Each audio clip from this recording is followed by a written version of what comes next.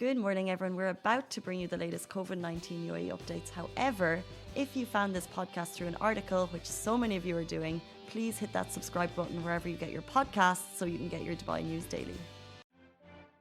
Hello, good morning, Dubai. You're watching Lovin Daily Live with me, Simran, and Casey in spirit. She's always here with us in spirit, but she will be back joining us either tomorrow or Thursday, and I am so excited for her to come back. Like, really, it's just the two of us, or it's none of us, you know? Anyway, but Ramadan Kareem to everyone. Ramadan starts today. Very exciting. It's not just exciting because of the 9 to 4 work hours, but for many other reasons as well. It's a month of giving, it's a month of family, and it's just like the way Dubai lights up during Ramadan, just in terms of spirit, in terms of just everything, how people are, how events are, how the streets are. It's just a beautiful time of the year. And actually, any time when there's celebrations and when there's festivals, it's just beautiful. Like, and the whole vibe just amps up so much. And we'll be talking about restaurants to stay open till 4 a.m. And 30 days of fasting will start from today for those celebrating Ramadan. And Dubai to see driverless Robotaxis by 2023. Now, I and a lot of you have a lot to say about that. So we will be reading out comments and I'll be sharing my 2 cents on it, and how hashtag BTS Dynamite trends big time in Dubai as Dynamite crosses over 1 billion views on YouTube. And for those who go like, oh, BTS story again, listen, BTS is a big thing. So of course we're going to be talking about it. And later on the show we'll be joined by Otton on this show to talk about how a deadly parvovirus outbreak has affected his puppy. I feel like I've said parvovirus wrong. It's correct, but it's so scary to deal with this as a pet parent. The parvovirus, it's deadly. It's going around. It is affecting puppies and adult dogs. So a lot of it is causing a lot of panic. But authorities are trying to get in control of it in the best way possible. So we'll be talking to him about his circumstances and what authorities are doing to control the situation. But yeah, before we get into that, today's show sponsor is Karasti. And while the show is brought to you by the Karasti app, the opinion and statements are Lovin Dubai's. So, Ramadan Kareem, Yana and Ali. So yesterday we played a little game with Ali. I feel like I didn't end it on a good note, so I just want to end that game like with one last question. This or that. Ali, you have to answer this one, okay? Like, you have to answer. Okay. Chai or Richie? Our 2 colleagues that Ali works with very closely. We should have cricket sounds right now for that question. Cricket sounds? Just choose one. Pick one. I cannot choose. You're held at gunpoint. You have to pick one, or someone you love gets shot. Pew, pew, pew, pew, pew. Just no. No? Okay, whatever. No. Who would I pick? Neither. Neither. Anyway. Yeah, do you have a fave in the office? Do you have a best friend in the office? Yeah. Oh. You? Oh my god! Was not expecting that one. I was so expecting that one. But yeah, moving on. So Ramadan starts today, Tuesday, April 13th, as per the moon sighting in Saudi Arabia, and fasting hours on day 1, which is today, will be 14 hours and 4 minutes long. So fasting started at 4:43 a.m. and it will last until 6:47 p.m. And if you're looking to have either iftar or sahur meals in Dubai restaurants, note that the closing timings have been extended to 4 a.m. for restaurants, and this is just brilliant. For those fasting, for those not fasting, it's like you can go you can go in a group, go eat, have a nice time, and celebrate iftar and sahur together. And that's great that restaurants are also staying open to this timings to 4 a.m. So it gives you that brackets if you don't want to stay at home cooking, and if you don't want to get up early and get up earlier than you have to make and prepare your meals, you can just go to a restaurant or order and stuff. So that's a great initiative rolled out by Dubai. So much props to Dubai for that one. Are you putting the clap sound effects? I think now you are. Okay, that's good. And 1 second. Now it's clapping sound effects because Dubai deserves it. This is a great one. 4 a.m. Restaurants open at 4 a.m. Again, 4 a.m. It's major. But moving on. Now, Dubai to see driverless robotaxis by 2023. Wow. Wow. That's another one. That's another one. I have mixed feelings for this one, but as per announcements made by Dubai's Crown Prince Sheikh Hamdan bin Mohammed, Dubai will be the first city outside the US to operate self-driving cruise vehicles, and this vision of all-electric shuttle-like cars will see the light of day by 2023 as a part of efforts to make Dubai the best city for living and working. The robotaxi service in Dubai will use Cruise Origin, and as you peep inside the car, you'll see the prominent components like the steering wheel and the pedals being replaced by tablets and smart screens, and this will start to roll out within the next 2 years. However, by 2030, up to 4,000 self-driving cabs are expected to dominate the city roads. I'll tell you a little bit more positives before I go like, oh my god, really, is it the best thing to do? So some more positives about it is they are environmentally friendly and perfectly suited for people of determinations and senior residents. So these are all the positives about it, and we actually put up this post on our Instagram yesterday afternoon, and it got so many mixed reviews. Just like in my mind, when I saw this story, I'm like, wow, that is so cool, like self-driving cars, you know, technology for the win. But it's like, you know, it's like technology taking over the jobs of humans. And what about drivers? They will be out of jobs, or will they be getting into some other sector? And we've heard like the metro is anyway, like, you know, it doesn't require a driver, the tram does. So a lot of like it's just gonna put people out of jobs. I'm just like, you know, what are my thoughts on this? And I feel like on Instagram a lot of you have the very similar reactions as well. So I'm just going to read out some comments because it's actually pretty entertaining, the comment section on our Instagram post, to say the least. And okay, so one comment, yeah, I hope they will be programmed to react safely to aggressive Nissan Patrol tailgating, flickering, high beams, so he can happily maintain a driving speed of 150 kilometers per hour. Yeah, good luck, robots, with that one. Some people get very aggressive on the roads. Like, imagine the self-driving car just like na na na na na, and behind the flashing and the tailgating and the maybe knowing that the robot cab is not gonna move out of the lane, it's probably gonna stop, and then tailgating's gonna stop. So maybe it's gonna just set off a good chain of reaction. Who knows? Nope. No? Okay, that's not gonna stop them. Them all the taxi drivers will be jobless. That's so sad. Nope, don't want it. This sucks. What happened to human interaction? This is not good. All this reminds me of Recall Johnny Cabs. Hope you enjoyed the ride. Can you please relax a bit about being the best? I mean, no, okay, never mind. Taxi drivers what is like taxi drivers in Dubai ... Like, wow. I mean, honestly, if I was a taxi driver and I saw this news, I'd be like, okay, then need to make a plan B. Kind of scary reading this. I think it's great. The driverless taxis. It's great. You think it's good? Yeah. Because of the road safety issues? Well, that in mind, and especially because of what's it called? You have like. So certain taxis won't be in a certain area. Yeah. And these like driverless cars would be there. You know, it would just help them out instead of taking their jobs, if you look at it in that way. Yeah, that makes so much sense, girl. Like, this is why we need another brain on this show apart from mine.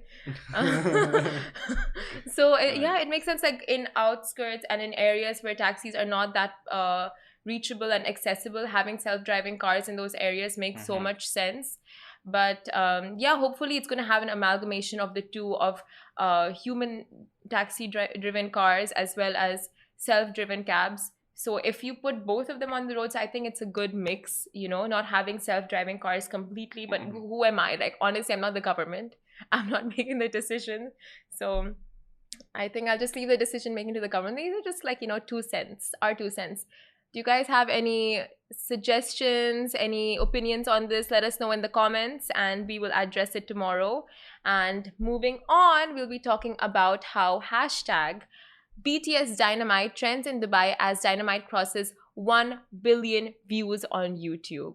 Now, ain't BTS a gift that just keeps on giving? Because bam, just like that, the K-pop boys have bagged a 1 billion win on their latest YouTube music video Dynamite, and the global smash track premiered last year on August 21st and within 7 months has hit 1 billion YouTube views, marking the fastest climb by a K-pop group to date. Now, it seems like there's never a dull moment for the BTS fans with the number of achievements bagged by this all-boy band. And by now, we all know just too well that one of the biggest BTS armies is sitting right here in Dubai. So it's no shocker that the BTS Dynamite hashtag is trending like there is no tomorrow in Dubai. But yeah, Dynamite was also the fastest music video to have reached 10 million views in the first 20 minutes of its release. So that is a major flex for the BTS army.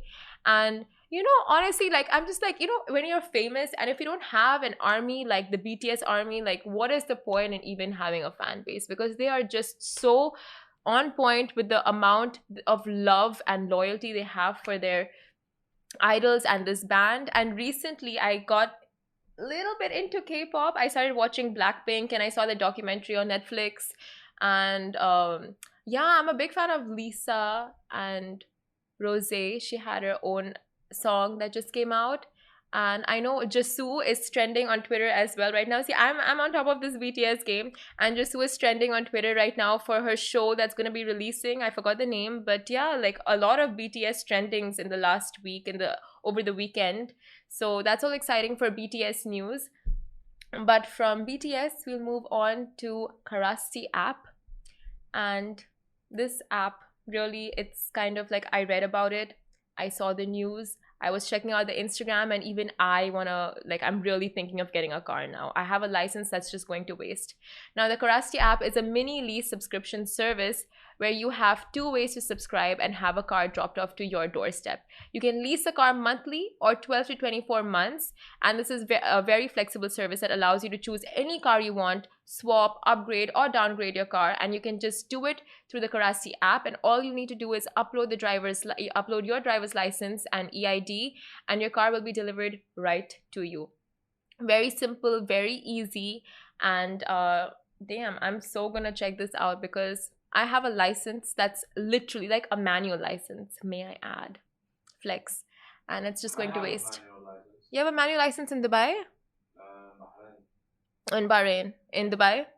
But I can use it all over the world. Oh. But isn't it cool when a girl has a manual license? Isn't that the same thing? I don't know. I got it because I wanted to like impress. Sounds so shallow, but I wanted to impress a guy who was crushing on. So I like really wanted to like insist on getting a manual license. It took me 5-6 tries, spent a whole bunch of money, but never used it, never drove a manual car, didn't even end up impressing him. But anyway, so no point getting a, what did you say? Fail, major fail. But yeah, no point getting a manual license if you're not going to drive a manual car. But if you want to flex, get it, but depends on, you know. Anyway, enough about that. But the Karasti app, yes, it's looking good, looking really good to me. And moving on, Petsville, a luxury boarding service company in Dubai, sent a circular about recent Parvovirus outbreak taking place in parts of Dubai, areas like JVC and JVT, where just some of the areas to be named where the deadly virus is spreading and is lethal to young puppies and senior dogs with weak immunity. And right after this small ad break, we'll be joined by Tom Otton, a Dubai resident who took to social media to share how this outbreak has affected his newly adopted puppy. Lovin Extra is here. This is the new membership, and while absolutely nothing changes for our readers, extra members get access to premium content, exclusive competitions, and first look for tickets and access to the coolest events across the city, and Lovin merch. If you subscribe right now, a very cool Lovin Red Eco Water bottle will be delivered to your door. Hey guys, we're back on Lovin Daily with Tom Otton, a pet parent having to go through circumstances that's truly heartbreaking for a pet owner. And hello, Tom. It's so great to have you on the show. And could you Thanks a lot. please, how are you? Yeah, I'm good. Thanks a lot for the invite and the opportunity to just spread a little bit more awareness around what's going on at the moment. So could you please tell us a little bit about yourself and about little Max? Sure. Well, I'll keep it succinct and I'll talk about Max. So Max is a puppy that we brought into the family around about 4 months ago. Unfortunately, he got diagnosed with parvo. We did catch it quite quickly. It's a virus that's going around Dubai at the moment. It's particularly serious. In untreated cases, the death rate of dogs can be 80–90%. So it's absolutely essential that that if you have any inkling that there is something wrong with your dog and it relates to those symptoms, to make sure you take the dog to the vet as soon as you can to get the test done.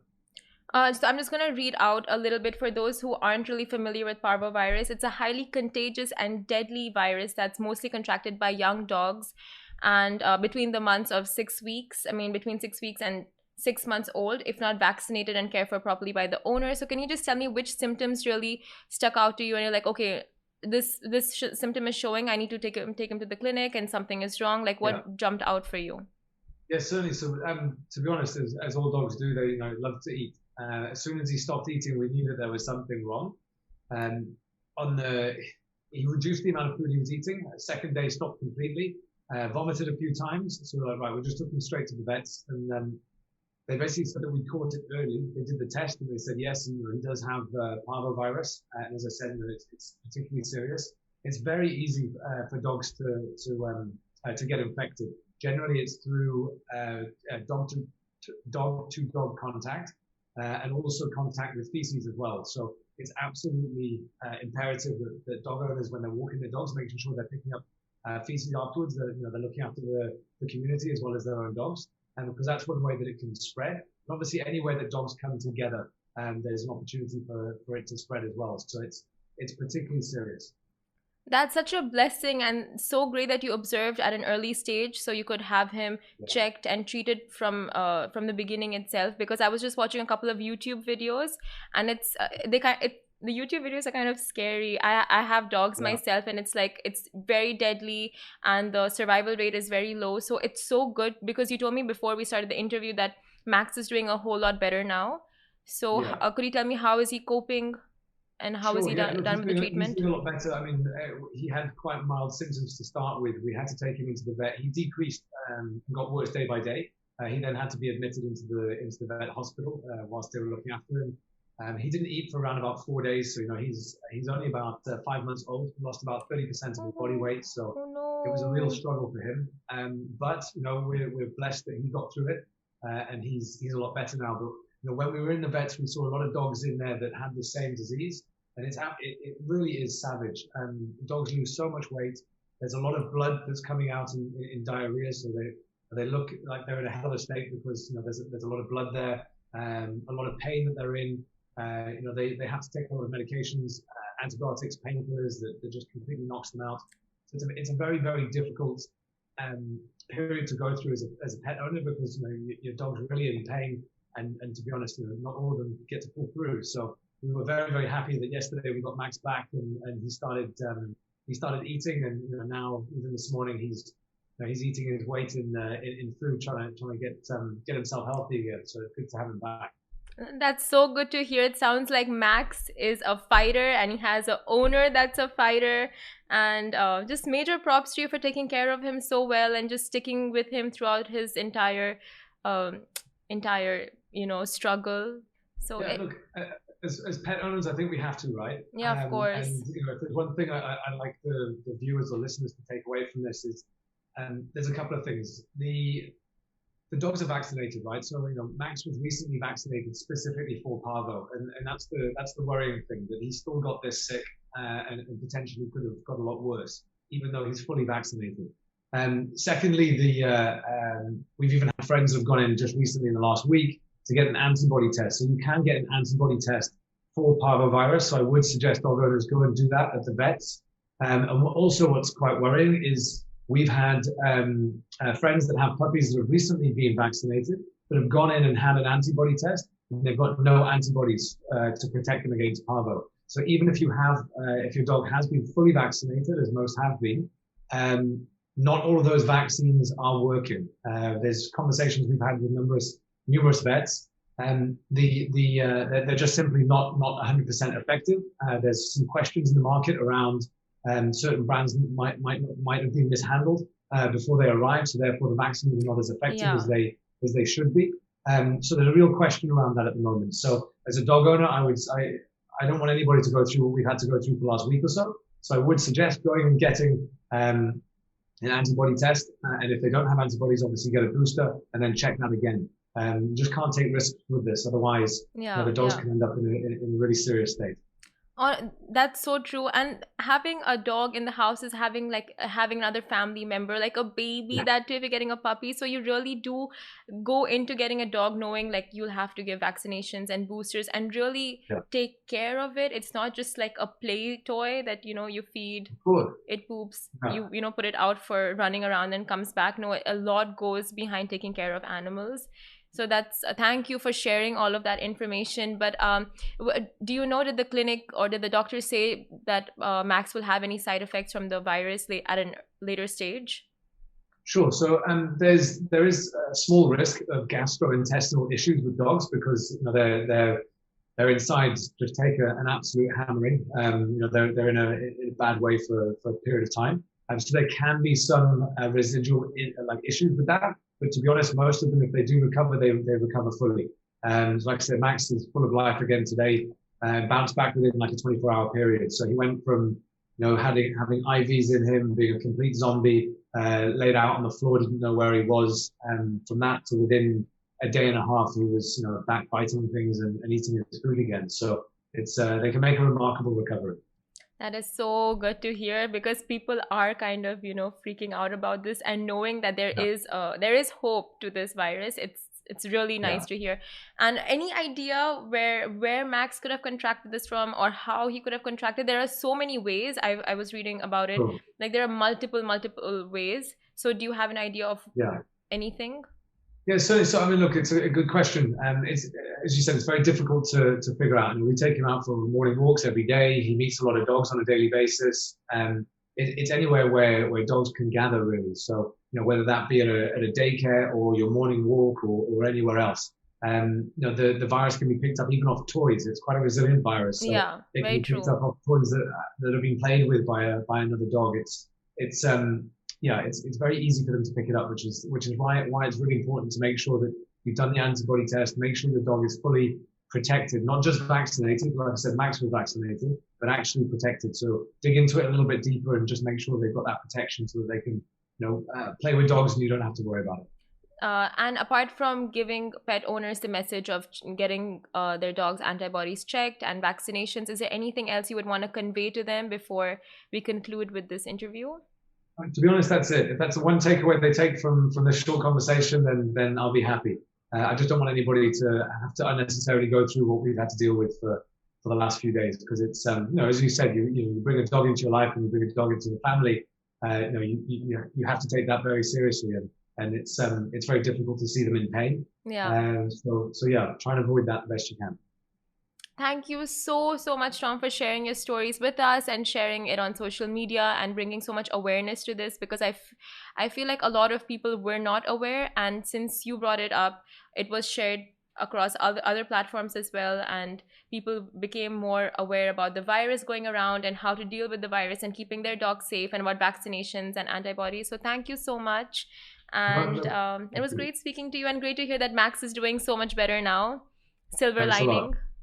No, I appreciate this platform as well, because it's as you say, it's just about spreading awareness. I didn't know anything about this before it happened, and then I had to learn about it quite quickly. So I'm certainly no vet, I'm certainly no expert, but there's a lot of stuff that you can pick up quite easily, and if that helps somebody else, then awesome.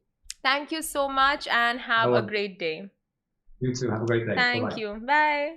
Guys, that is a wrap for the Lovin Daily. We are back same time, same place every weekday morning. And of course, don't miss the Lovin Show every Tuesday, where I chat with Dubai personalities. Don't forget to hit that subscribe button and have a great day.